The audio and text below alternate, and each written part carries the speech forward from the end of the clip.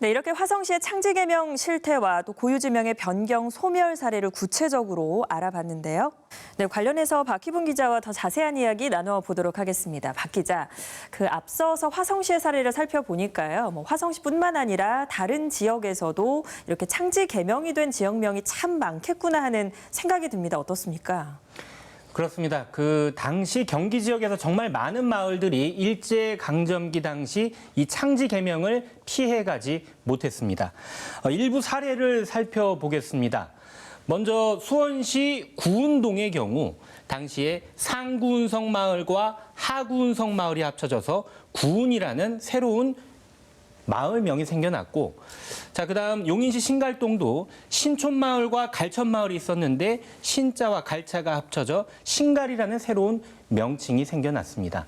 성남시 분당동 역시 분점리와 당우리의 분 그리고 당자가 합쳐져 분당이라는 명칭이 생겨났는데 현재 분점리 당우리는 지도상에서 찾아볼 수 없게 됐죠. 그리고 지금 화면에 보이는 이 지도는 1914년 당시 일제가 경기도의 군현을 통폐합한 모습입니다. 순 한글 지명도 한자 지명으로 바꾸고 일부 지명은 일본인들이 사용하기 편리한 일본식 지명으로 변경됐는데요. 일단 1914년 이전에 경기도에는 총 5,384곳의 군과 면리, 동이 존재했습니다. 하지만 통폐합과 창지 개명이 이루어지면서 무려 2,300여 곳이 줄어들어 3,010곳만 남게 됐습니다. 얼마나 많은 고유 지명이 그 당시에 소멸됐는지 자료를 통해 알 수 있습니다. 네, 그렇네요. 사실 내가 살고 있는 지역명이 창지 개명을 통해서 바뀌었다라는 사실을 알고 있는 도민들은 많지가 않을 것 같습니다. 저조차도 그랬고요. 그런데 경기도에서도 이렇게 창지 개명이 이루어진 지역명을 좀 되돌리자 하는 움직임이 있었다고 들었는데 어떻게 됐습니까? 그렇습니다. 경기도는 지난 2020년 도내 398개 읍면동을 특정해 지명 변경 현황을 조사했습니다. 조사 대상 지역의 약 40%인 160곳의 고유 지명이 창지 개명에 의해서 변경된 것으로 나타났습니다. 자, 그리고 당시 경기도가 낸 보도 자료도 있습니다. 한번 보실까요? 경기도는 이런 결과를 바탕으로 일본의 창지 개명 경기도가 바로 잡아가겠습니다. 이런 제목의 보도 자료를 2020년 1월 16일 당시에 배포했습니다. 당시 경기도는 보도 자료를 통해 경기도는 일제잔재 청산과 지역의 역사성, 정체성 회복을 위해 현재 31개 시군을 대상으로 행정구역 명칭 변경 의사 여부를 수렴 중이며 향후에 대상지가 확정되면 행정구역 명칭 변경을 통해 고유한 행정지명 복원 절차에 들어갈 예정이다. 이런 구체적인 계획도 내놨습니다. 4년이 지난 지금 현재 경기도의 이런 추진사항 어떻게 진행되고 있는지 경기도 관계자의 말을 들어봤습니다.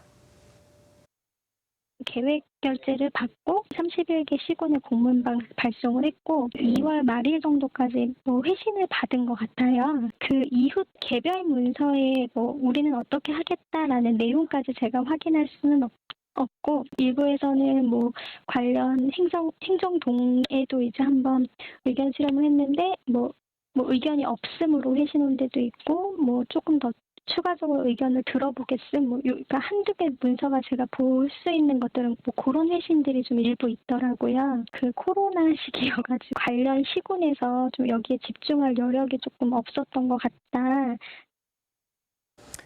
이런 경기도의 지명 되찾기 계획 발표 이후 행정지명 복원 절차 진행 과정이나 각 행정동에서 추진 중인 사안은 현재로서 확인되는 것은 없습니다. 자, 전문가들은 애당초 이 창지 개명된 지명을 다시 복원하는 게 굉장히 어려운 일이다. 이런 지적을 합니다. 거기에는 여러 가지 이유가 있는데요. 우선 엄청나게 많은 예산이 소요된다는 겁니다. 2014년부터 시행된 도로명 주소 교체 사업에는 약 4천억 원이 투입됐고 준비 기간에는 무려 17년이 걸렸습니다. 이런 지명 복원 사업도 역시 긴 시간과 가늠하기 어려운 예산 문제가 첫 번째 걸림돌이 됩니다.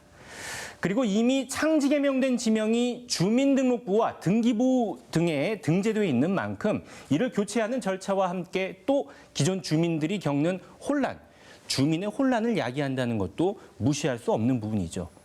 그리고 복잡한 절차가 가장 큰 문제 중 또 하나입니다. 대상지 실태 조사부터 시작해서 지방의회 의견도 수렴해야 하고요. 또 타당성 분석을 거쳐 조례 제정까지 무려 9단계의 절차를 거쳐야 합니다. 이렇게 지명 복원이 어려운 이유에는 여러 가지 요인이 존재하고 있는 겁니다.